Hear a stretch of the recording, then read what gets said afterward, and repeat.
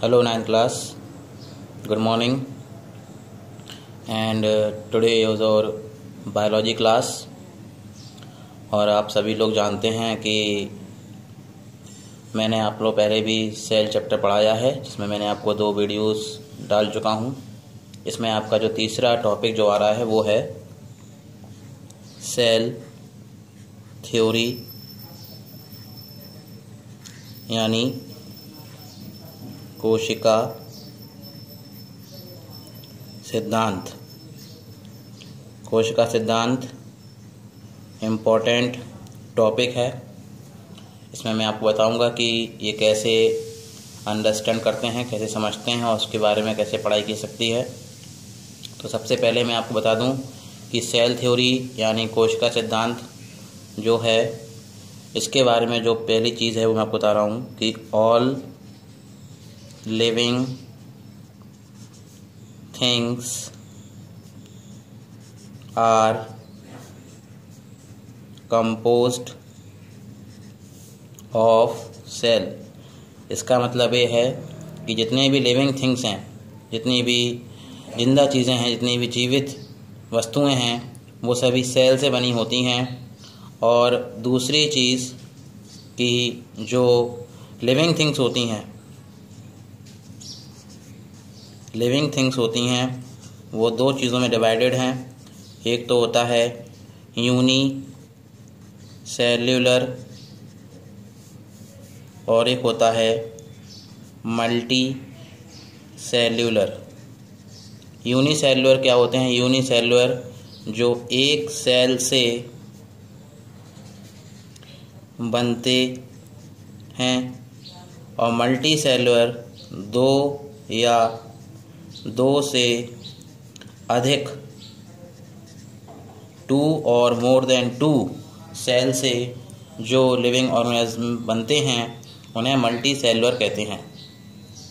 तीसरी चीज़ जो इसमें आ रही है कि जितने भी सेल होते हैं, जो भी सेल होते हैं वो सभी केमिकल कंपोजिशन में यानी रासायनिक संगठन में और स्ट्रक्चरल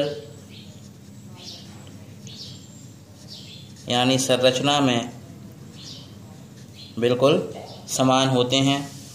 ये कोशिका सिद्धांत पढ़ रहे हैं हम, सेल थ्योरी पढ़ रहे हैं, और सेल थ्योरी के इम्पोर्टेंट पॉइंट हैं जो आपको समझ में आ जाना चाहिए।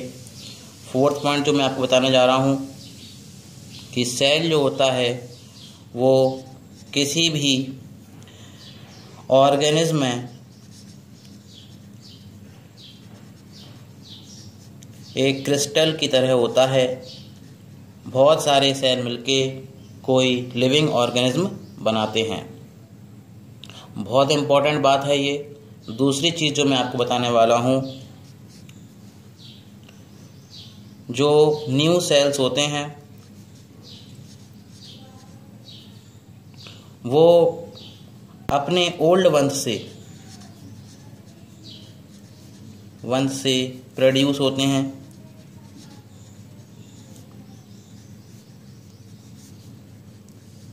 इस फिनोमिनन को हम बोलते हैं सेल डिवीज़न।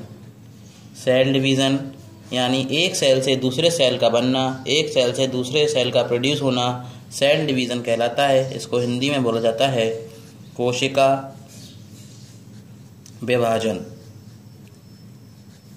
बहुत इम्पोर्टेंट टॉपिक है। तो हमने ये 5 पॉइंट पढ़ लिए। 6th पॉइंट हमारा जो है वो है कि जो फंक्शंस होते हैं सेल के वो क्या होते हैं। तो ये समझने वाली बात है कि सेल के फंक्शन हैं मेटाबॉलिक एक्टिविटीज़ को